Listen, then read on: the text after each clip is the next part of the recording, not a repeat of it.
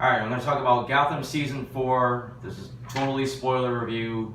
This is a chance for me to just kind of talk about some odds and ends about the show that I just want to go into some detail on. So, if you don't mind spoilers, stick around, watch this. If you've seen the whole season already, then you could kind of hear what my thoughts are. Maybe you agree, maybe you disagree. So, let's just get into it. I think I've probably said this before about Gotham.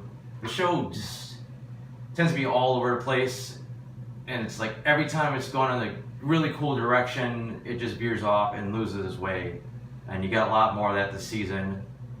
You really started off with this, but first of all, last season ended with the whole Ra's al Ghul, Ra's al Ghul, depending on how you say it, Demon Head storyline. It was supposed to be a big thing this season. He was made part of the main cast, and he basically was in the first couple episodes. Bruce killed him, and then he disappeared until late in the season. And it just wasn't that great an interpretation of the character. I think of him as this master martial artist, manipulator that's been around for centuries.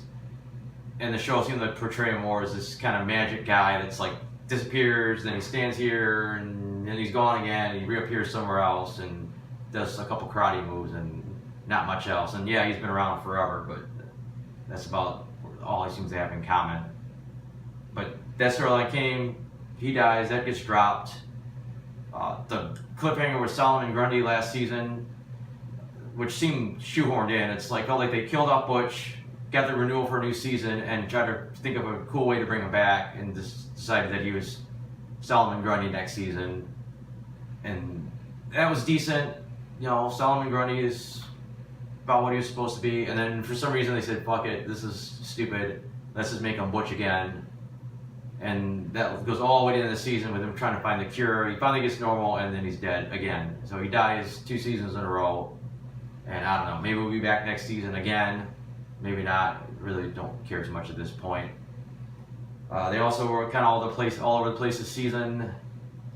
They start off with the Sophia Falcone storyline, so you kind of got the mob boss kind of turf war thing going on, and her manipulating the Penguin, and then it seemed like that just kind of fizzled out, went on a little too long.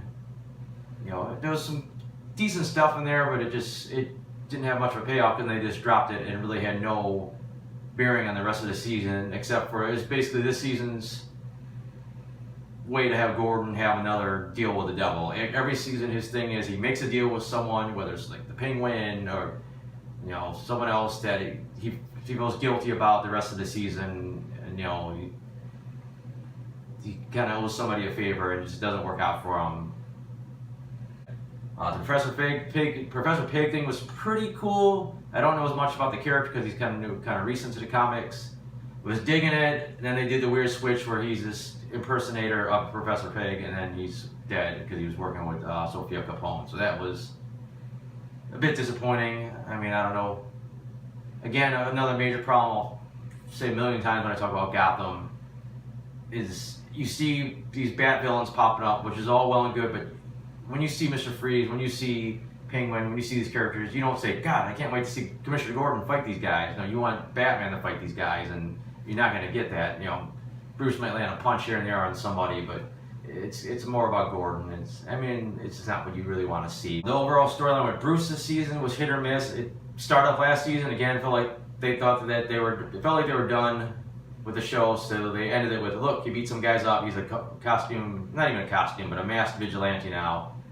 And then it's like they come back and they're like, well, it's too soon for that, so he ditches the outfit, burns it, turns into like a drunken douchebag for a while, which was fine. I mean, I think it gives his character some growth, but then they bring him out of some weird psychedelic trip, which is kind of what they just did to Gordon last season, where he was in his rut, or maybe a few seasons ago, and he had to have a psychedelic trip to come out of it and find his way again. But again, slowly tweaking Bruce towards the Batman. He's got the proto Batmobile, which was basically just a really nice car with some, you know, nice technology. I really can't see him chasing down criminals at this point, but it was a nice little nod to, you know, the future. Another one character that they kind of dropped the ball on was like Selena last season. She gets a whip. It's like, looks like she's like that was supposed to be in Catwoman. and I don't know. Then they just took her a slightly different direction, and now they're leaving her crippled. Which in Gotham, you could come back from the dead, so being crippled doesn't mean you're not going to be able to walk again. I just hope they don't do some half-ass Oracle storyline where Selina Kyle's in the wheelchair and never becomes Catwoman. I know Gotham's doing their own mythos, but you want to see these characters become what you expect them to be. You want her to be Catwoman. You want Bruce to become Batman. You don't want it to be some strange version of it. And might as well get into this part and then I'll roll into the next point. Gotham is notorious for the shifting allegiances. If you hate this person last season, this season you're going to work with them and become buddies again. You're just constantly changing, like all the musical chairs of friends and foes. It's like, oh, we got to team up. Even though you murdered my wife or my mother, it's all forgiven. And then you go do your thing, and then somebody screws somebody else, and it just keeps repeating every season. And that leads into Lee and the Riddler working together. But Lee had one of her best story arcs in a long time. I really liked the Queen of the Narrows story. It gave her something to do that wasn't directly connected to Gordon, and it wasn't just her holding this grudge against Gordon all season long and give him a bitchy face every time she sees him. It just gave her something to do. The Riddler thing felt forced. I mean, I did like. It worked out in the end, the way she kind of outsmarted them, kind of played them out. So it wasn't too bad. Riddler, they did the weird back and forth, split personality thing. It was decent. You just got used to seeing him as the Riddler again. It was pretty cool to have this iconic Batman villain almost to where he needs to be. And kind of hate to see him take a step back, but I like the interplay between the two halves, and it got resolved in the end pretty quickly. The end, of course, him and Lee are both stab each other, and they may or may not be dead, and Hugo Strange now has them, and I honestly think the writers literally had no idea what to do with the characters next, and they were like, hey, what should we do with them? And that line is like the final line for Hugo Strange, because I think they have just no clue what's coming next. I don't know if they do some kind of weird, she becomes like a version of Harley Quinn, or they find, I don't know what they could do interesting with these characters. Especially the Riddler. The Riddler should just be the Riddler. At least Lee's kind of a blank slate. She's not some super established, awesome character that you care that much about what she does. And then the big thing as the season goes on, you finally bring back the crown jewel of Gotham at this point, Jerome. Just always fantastic job. Constantly tweaking him towards just a full-on Joker, wearing the suits. Just, everything about him is classic Joker, except he's just not called the Joker. And then, I know Gotham producers, writers, they've always been saying, oh, he's not the real Joker, he's not the real Joker. And I guess they were right, but they pulled this half-ass switch where Jerome has his twin brother, Jeremiah, and Jeremiah basically looks to be becoming the Joker. He's got the white face, he's got slightly more purpler suits, but he's doing this more calm, almost like the Heath Ledger Joker kind of, Bruce, I'm gonna have to teach you a lesson, and he doesn't really hit those manic moments that Ledger did have, where Ledger could turn into this crazy maniac and start laughing maniacally and all that fun stuff, and Jeremiah hasn't really displayed that yet, and I don't know, it just feels like a watered down version of like the really awesome Joker that we already have. I don't know how they can resolve this. I don't know, the toxin maybe kicks up a notch and makes him a little bit crazier. I don't know what they're going to do. At least he's still out there. I'm still glad it's the same actor because he did a phenomenal job playing Jerome.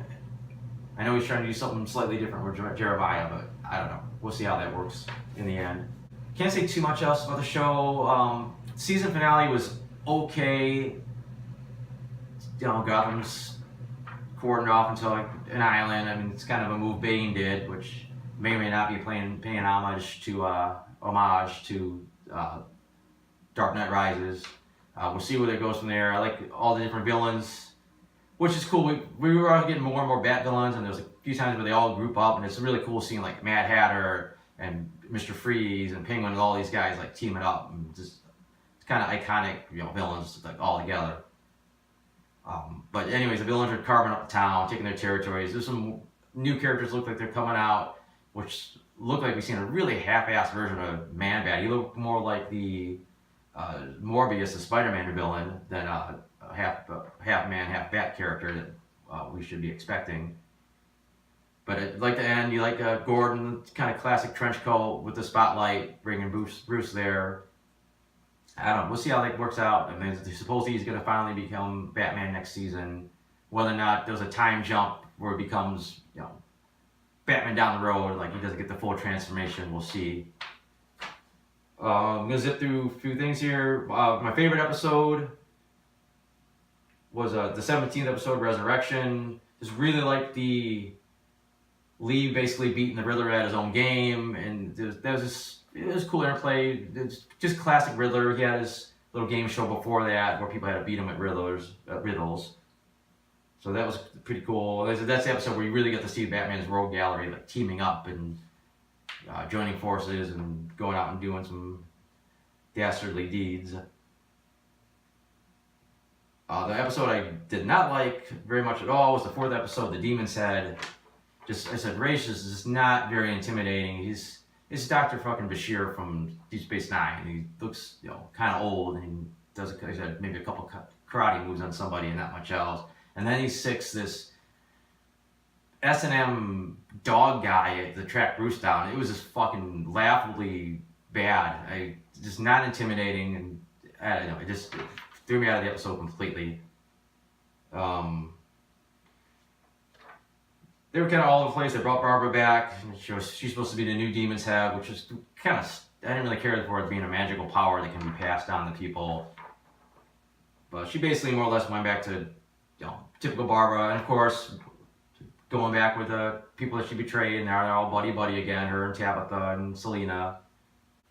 We also had some pretty fun Mr. Zsasz stuff. I mean, not much different than we've seen before. I mean, he ended up betraying the Penguin to work for Sophia, and really didn't see him again after that storyline was wrapped up. So I don't know where they're going to go with him in the future. I could see him maybe carving out his own little territory somewhere in Gotham next season. Another weird thing they went through all the fuss last season to give us a brand new adult Poison Ivy, made her a main character on the show, main cast member, and they just never knew what to do with her, and then they just kind of replaced her this season with another actress.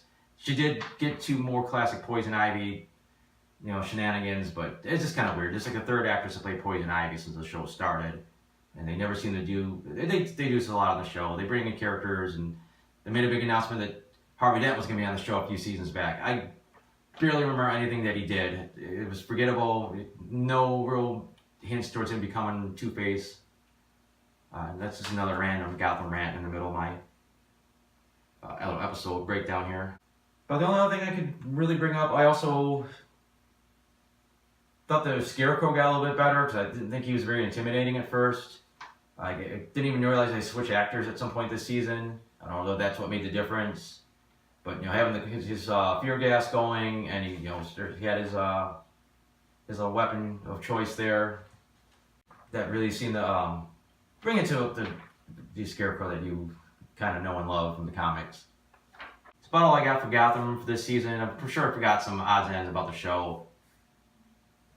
Can't say this. I don't know what I'm looking forward to next season, and just hopefully everybody becoming the characters that we expected them to be. We went on this ride this will be the 5th season. Might not even be a full season.